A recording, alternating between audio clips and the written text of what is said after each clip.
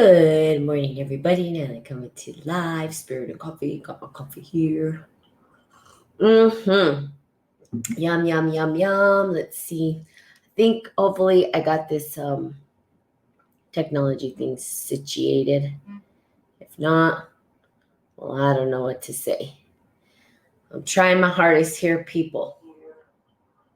Yum, yum, yum, yum. Let's see. I upgraded this thing, so hopefully it's working now. And hopefully it's doing real time.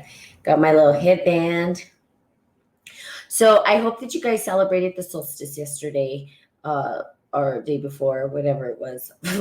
I guess I'm not really good at what days it was, but did a powerful meditation yesterday. There was a group of individuals who invited me to go, and I wasn't able to make it, but I harnessed, good morning, Jennifer, the energy of the solstice. So the energy of setting new foundations, allowing ourselves to bring in new energy, because that's what it is about. That's what this whole alignment is. And I started to think, I read up a little bit like, well, what does it mean when Jupiter and Saturn sort of come together in unison?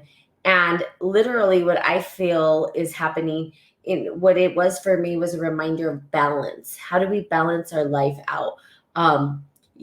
So Jupiter being the planet of wisdom and understanding, right? Saturn sort of being the materialism or the world of materialism, sort of kind of see it like these two things that kind of compete. One is not so materialist, the other one is so materialist. And then they kind of come together and you're kind of thinking, well, how do I balance out the two? And so really looking at how do we balance out our life to set new foundations for the new year. And that's really what I felt, or what came up for me. And I will say that I went and stood outside and I just put my head up like this, and I got a little bit dizzy and I heard some wah wah. So there was some real powerful energy happening. And I don't know, someone said it's going to be out for 9 days. If you haven't gone out to see it in the sky, go out and look. It's just this big star by the moon. It looks like a star, but there's the two planets aligning very bright and look orange. So they don't look like normal stars in the sky. So I think you could see the difference of them. So I highly encourage that you go out there and you check it out tonight if you have a chance. And if you want to go out and meditate or set intentions, do that as well.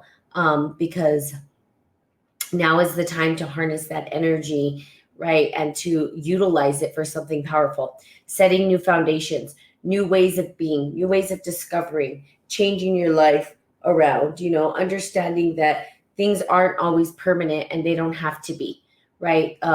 There's no permanent in anything. Things are constantly changing. And so it's like, how do we let go of the old ways and start stepping into new ways of being in existence? That's really what this is about, right? Because we get so attached to the old way of being. And that's what it's offering us that.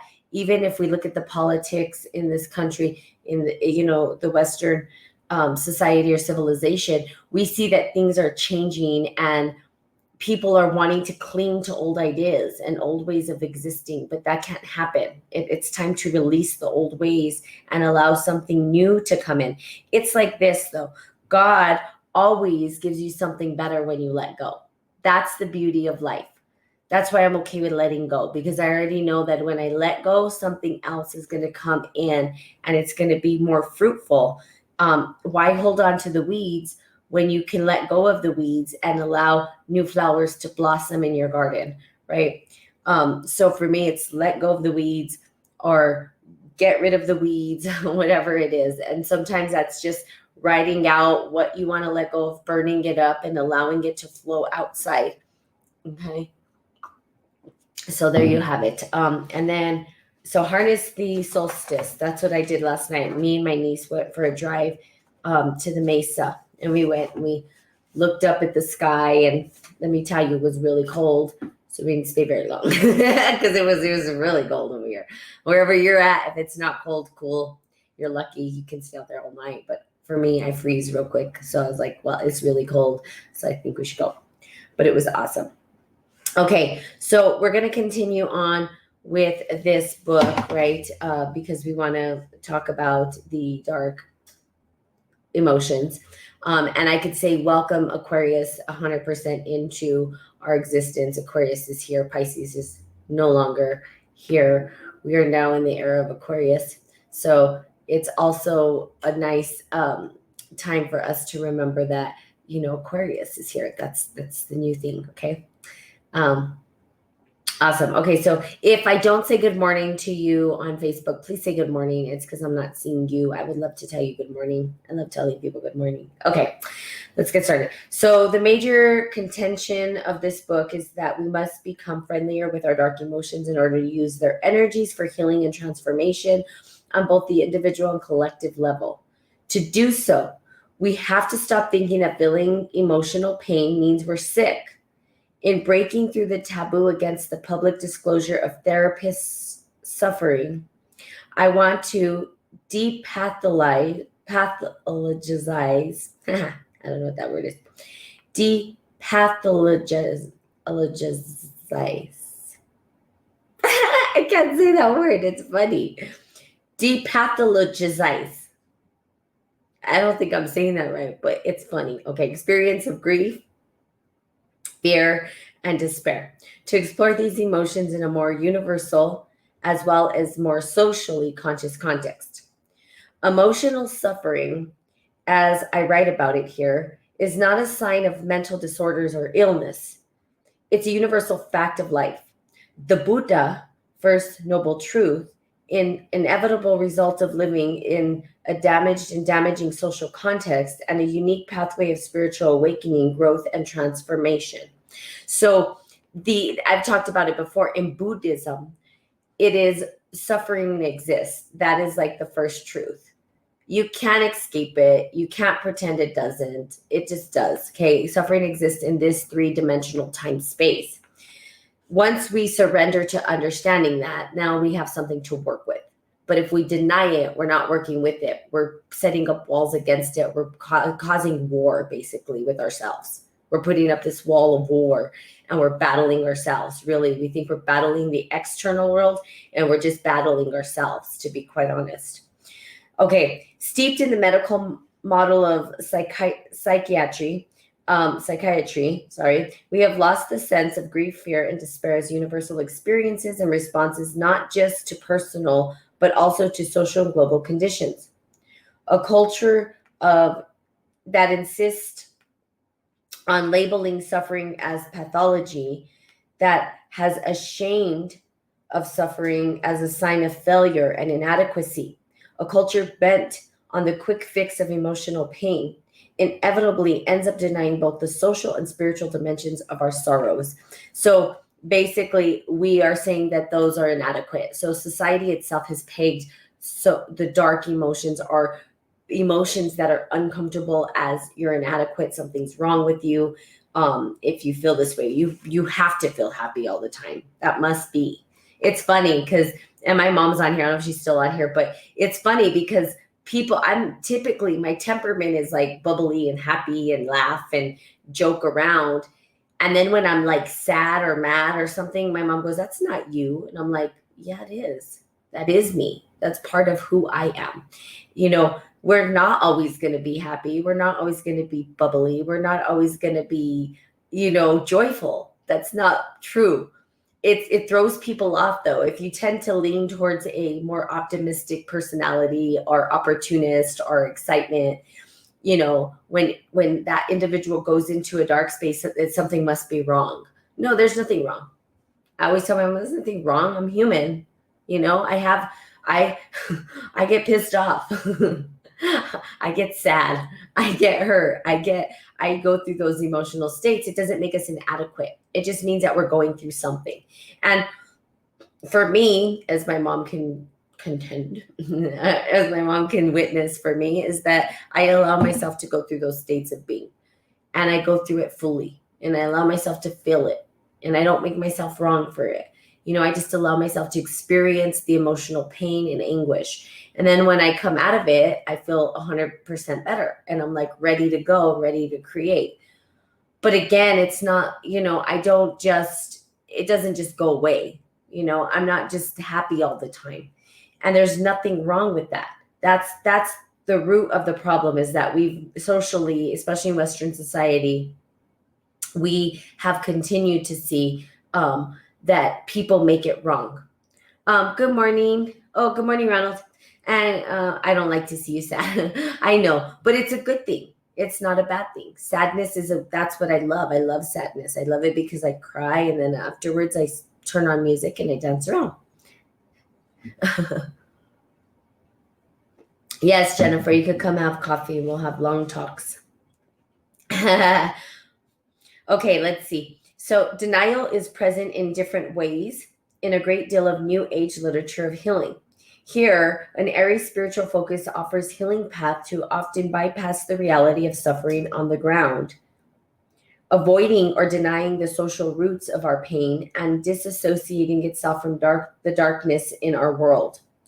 If healing is to mean more than a welcome of relief from individual pain or fear-driven avoidance of collective pain, it must be connected to a process of inquiring deeply into the suffering that is a part of everyone's life and spiritual journey. And that is an overwhelming fact of life on the planet today. Having to face this is overwhelming. Having to face this isn't easy. Having to go through the dark emotions are not easy. It's not an easy path.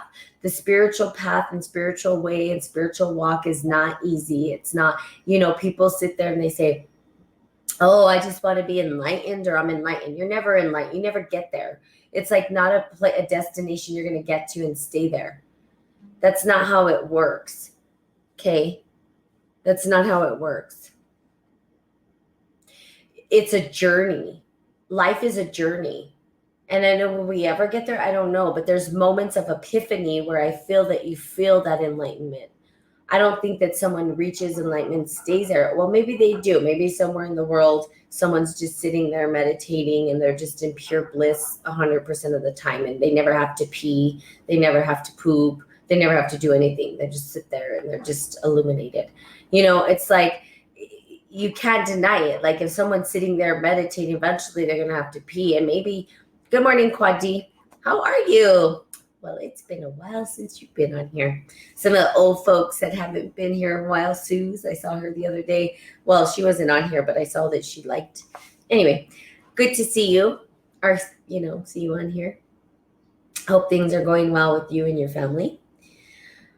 And so, eventually, maybe they don't suffer. Maybe they just sit there and poop in their pants, and who cares? They don't care if they smell. I don't know. But what I'm saying here is that, people think, oh, they're enlightened, or they're sitting on the mountain up high and they're spiritually. That's not how it works. Okay. Let's be real. That's not what a master is, and that's not what a master does. A master is just well practiced in their dark emotional states of being. They can alchemize it, and I've talked about this plenty of times, right?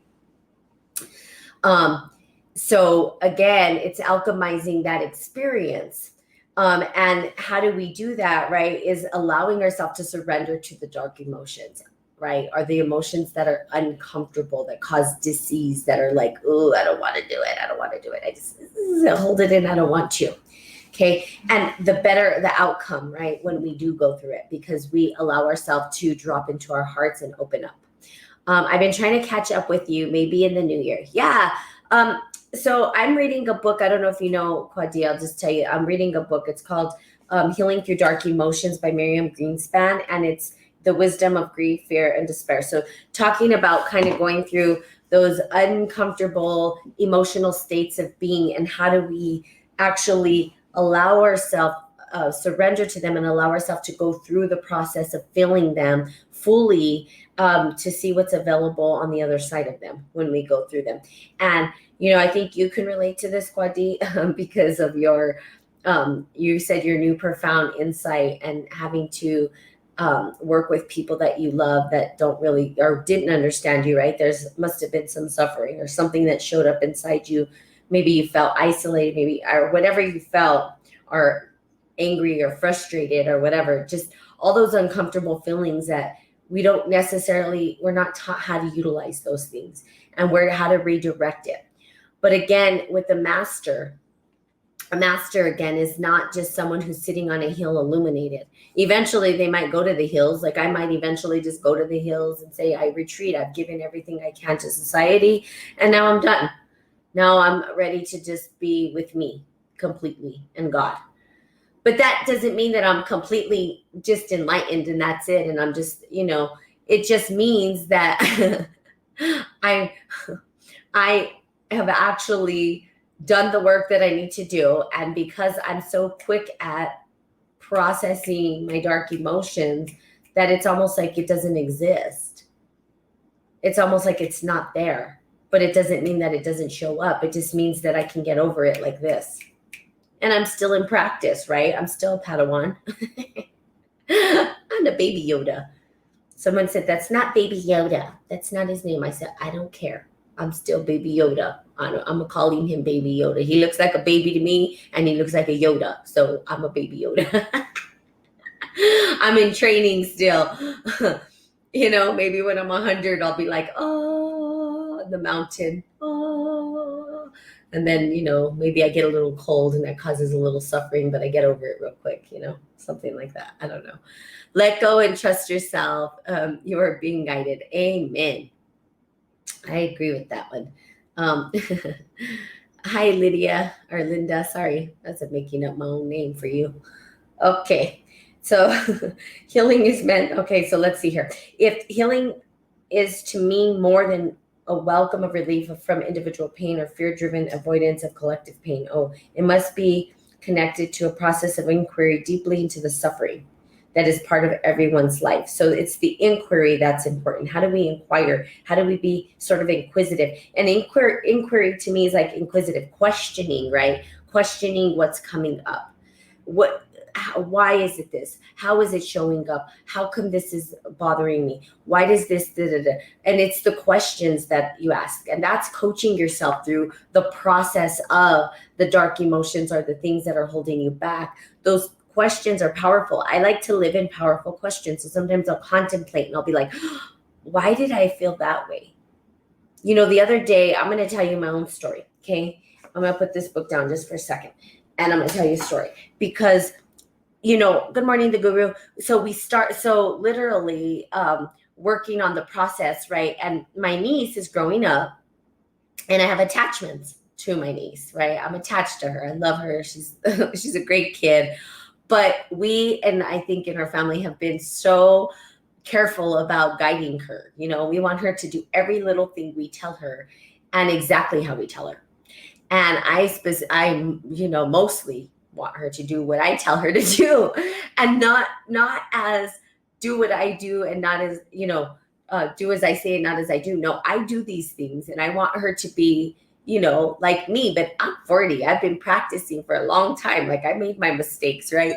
And so I expect her to kind of be, where I'm at. And she's not. She's a kid. She's a teenager. Okay, cool.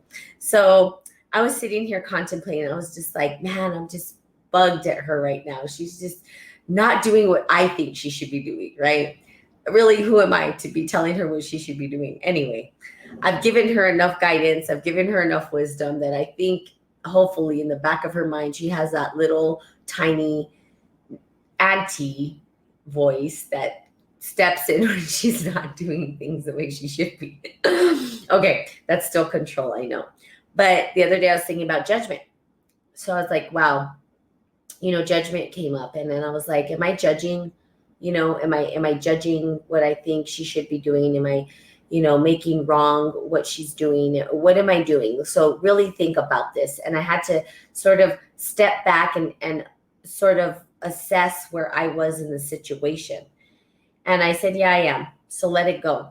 Surrender. It's not mine. You got to trust, right? Trust the process, trust God with her. It's not I can't, I've done everything that I can. And then that's kind of how it is. There's a point where you say, I surrender because it's only causing me harm because I'm getting frustrated, right? Really, it's probably just hurt, right? It's hurt because it's like, well, you still want him to be young and the same, and you want him to look up to you and whatever else, right? It's all ego. The ego's like, hey, please come. So let go and not judge. And it came up again, even with my sister. How do they help them? Oh, I see. Okay, I'm sorry, Mom. I just saw your message now. Well, you're on here still. So I just basically was like trying to control, and I said, "Man, you're judging. You're totally judging. I need to just stop judging and let it go and trust God, trust her, trust." And then it was funny. I had a conversation with my sister later, and she goes, "Well, maybe I'm going to stop judging her." She even said it, and then I said, "Yeah, that's exactly the conversation I had with my own self this morning." Was like, stop judging, just get out, and we let go, and we let so again, it's that surrender, that place of surrender that we go into. Not always easy, right? Especially when we're around people we love. When someone is in a dark place, how do you help them? So the best way that when someone tells me they're in a dark place and they need support, literally what I do is I set up a coaching call with them. Because you can't help people out of a dark place. They have the ability to help themselves out of a dark place. So it's not really that we help them. We can facilitate a dialogue within them. I think that's probably what it is. Facilitate a dialogue within them that gives them the power to work with. Now, I wouldn't say overcome their dark place, but work through the darkness. It's something that we work through. And so giving them the power to work through their darkness or their dark place. You can't do anything for anybody, literally. Like, I can get on here all day and talk, doesn't mean that I'm doing anything for anybody. Really, what it is I'm sharing my story in hopes that maybe something internally ignites in that individual, and then they say, oh, okay, I have this within me. Or maybe I ask a question and then they start to think about that question. So that's why I say living in questions is critical. Like, maybe igniting, asking, being curious and inquisitive. Like, that's what I do with individuals. I'll say, okay, well, why this? Well, why that? I mean, I go so deep to want to know why, like, my cousin didn't like bananas one time and she was getting frustrated with me. But why? Is it the texture? Is it the taste? I don't understand. And then I just wanted her, and literally she was like, I just don't like them. I don't know, the texture, the taste, they're bleh. And I said, oh, okay, it's the texture and the taste. Okay, cool. I just want to know. But, it's that curiosity. And I think sometimes helping people is just listening, being the ear to listen, and then facilitating powerful questions that ignite a deeper sense of who they are. So they really help themselves. We just facilitate a question, perhaps. And the power lives within them. So if they can sort of see the question and be on the journey of being on the quest, right? Because if you're in a question, you're on a quest. But that takes really the power of them wanting to understand themselves. Because if someone doesn't want to understand who they are and why things are the way they are for themselves, and they want to continue to numb out and pretend that things don't exist, they're going to end up creating the same thing. You have to open up. You have to be able to open up and be vulnerable and allow yourself to listen to the internal voice that's guiding you. And you have to be willing to go through the darkness, not hide it or numb it out or avoid it. So the person may not even want to come out of the dark place. You don't even know that. You're just wanting to rescue people out of dark places, and they don't even want to come out of dark places. Maybe they want to stay there. You don't know. So it's like the question, right? It's like, I don't know. I don't know everybody's life. I don't know what they're up to. I don't, making assumptions. Sometimes we do, and I make assumptions, especially for the people I know. And I have to say, stop and ask, what's going on? Explain it to me. So being inquisitive and questioning, and I hope that answers your question, and I hope that you're still on here to listen to that answer, Mama.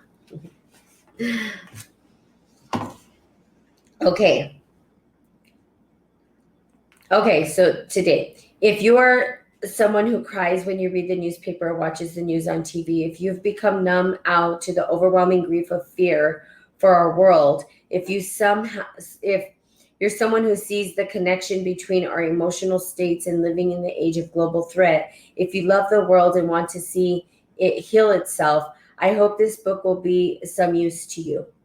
Now is a fruitful, if not urgent, time to learn the alchemy of dark emotions. For those who desperately need a way to feel more helpful, resilient, and joyful, take heart. The emotions that appear to afflict us can be the vehicles of our liberation from suffering. And I believe that.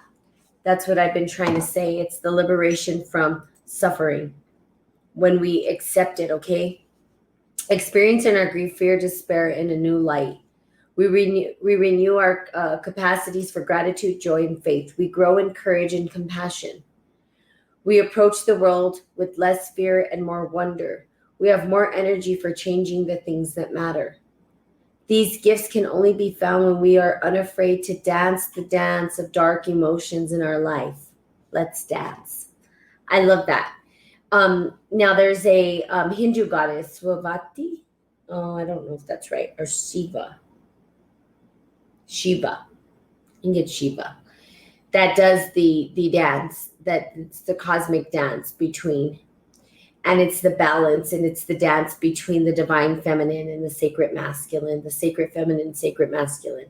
They do this sort of like flow of dance, right? And the dance is dark emotions, light emotions. And so it's sort of this back and forth sway and flow. And that is what you tend to do when you start to work with dark emotions. You start to understand how to dance with them instead of avoid them and shut them out like if they don't matter. It's how can you dance with a partner who doesn't want to move with you? You can't. You have to have a partner that wants to move with you, right? So if you want the dance to work, the dance can't work without a partner that doesn't flow with you, right? It's like, then you're like, and then it's a wall, and then you're stuck, and then one's not, or one's not doing anything, and the other one's doing all the work, or whatever it is. So that's the same understanding within you, that you have this dance within you. And so the dark emotions are trying to sway and flow with you, and people cut them off. And then it's like they can't move. They could they just become immobile. So I say utilize them to move and to start to dance with yourself. Okay. So we are going to start on chapter 1 tomorrow. And it's listening to pain. And I will just go through this. Help us to always be hopeful, gardeners of the spirit, who know that without darkness, nothing comes to birth, as without light, nothing flowers. Mary Stratton. The invocation of Kali. Kali is the great fire. Life is so sad with this COVID. We lost Dennis Chavez and Lydia Montoya. Please pray with their family. You're so cute, Mama. Yes. Send prayers to the individuals. COVID has been a big, it's been a big issue for a lot of people. And it's brought up a lot of different things, not just in loss, but also in loss, but not just loss of individuals, but loss of jobs, loss of identity, loss of, people are really struggling to sort of figure out what's going on, what they're seeing with the world around them, and that's in the Western world. Not everybody is in the same circumstance, right? There's certain countries that are back in 100%, like India. For India, it's like everything's back to normal. Over here, it's not. So, people, they get their news from, just what's happening in the United States, especially if you live here. And, people don't realize that there's a whole other world happening out there. And not everybody thinks the way that we think in the Western world. We could become so pigeonholed to our way of thinking. And so this COVID, especially for the Western world, has really, really, really taken a toll on the foundation of our, everything, political, internal, mental, physical, everything. And it's questioning the very fabric of the foundation that was laid for this particular country, in my personal opinion. So it's been a very trying time for people, especially in America.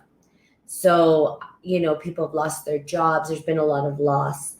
But this loss is an opening to go through the grief and the despair and all of the emotional states that Miriam Greenspan is talking about in this book. That loss is it is the open gateway to go through that process of grief, of loss, of despair, of hurt. So I invite you guys to be open to that. And I'm going to close with this. Blessed are the men and women who are planted in our earth, in our garden, who grow as your trees and flowers grow, who transform the darkness into light. The Odess of Sullivan. Okay, so now we're going to go into chapter 1, and I'm going to start that on Monday. I don't know why I'm going to say tomorrow's Monday. It's because it's a new chapter, and I'm thinking it's a new week, but that's not true. We're going to start this on Wednesday, and then we'll go into Christmas, and of course, I'm going to be here on Christmas and every other day, and blah, blah, blah. Okay, so I love you guys, and you guys have the best Tuesday ever. Keep going. You guys are doing magnificent. I love you guys so much. And I want you to know that, I'm here for you no matter what. I just want you to know that I'm trying to do the best that I can. This doesn't reach a lot of people, and some people get off and on, but that the message that I give hopefully lands on the ears of people who need it the most. That's what I pray. And I pray that when it lands on their ears, that it leads them back to God, leads them back to their heart, leads them back to love, leads them back to their magnificence and their power and their worthiness and their understanding that they are powerful. And that's the hope of this, is that, that this can support an individual back into their life of understanding that they are God in motion and they are love, and that this life isn't easy to live. And it's okay because you're not alone. You have a family. The entire human race is our family. We're all going through suffering. Everyone. Nobody, not even the queen. I don't care if she calls herself the queen. I'm not trying to be disrespectful, but look, the Pope, the queen, they're human. They're people. And so they feel, and they're flesh. And so they go through suffering just as everybody else does. They're not X'd out from the suffering. It's not like God said, hey, you're human, but you're the Pope. You're not going to suffer. Hey, even Jesus Christ suffered. Okay, so let's just look at that. He was nailed to the cross. He suffered tremendously, right? Everybody suffers. Nobody escapes it, right? So there's nothing wrong with you. Moses suffered. Let's just go through the Bible. Let's go through all of the people, all of the individuals. Buddha suffered. Yeah, all these people in any religion, guess what? They all suffered. There's nothing wrong with you. When they say something is wrong with you, they're like, oh, well, you're in suffering. Well, yeah, so is Jesus Christ. You don't think he was hurt when I don't remember which one of the disciples, he's like, you're gonna deny me, whatever. The guy who hung himself, you don't think he went through some kind of pain? Of course he did. He didn't just say, who cares? He was hurt. He was upset. He just understood how to go through those emotional states of being. And that's why he said, forgive them, for they know not what they do. If they were able to alchemize their own emotional pain, they would have never stoned people. They would have never whipped people. They would have never crucified people. They would have looked how to heal people. So nobody escapes it. I mean, you could be excited in the new year knowing that somebody's telling you that. You could be like, yes, score. I have an entire world of human beings. Not even you, everybody. Birds suffer. Elephants suffer. Fish suffer. They could say, well, they don't feel pain. We don't know that. We're not in their bodies. But dogs suffer. Everything suffers here, okay? It's just a big planet of suffering. And it's sad to say, but that suffering is here for a reason. We can utilize it for our benefit. We can say, how do I use this suffering to overcome to work with, to connect myself back to God. So it can function as a way to get us back to love and whatever, but you're not alone. So there you go. Everybody suffers, okay? That's one thing that's for certain. All right. So there you have it. So I love you guys. Have a fantastical, beautiful day, and I will see you all tomorrow. Bye-bye.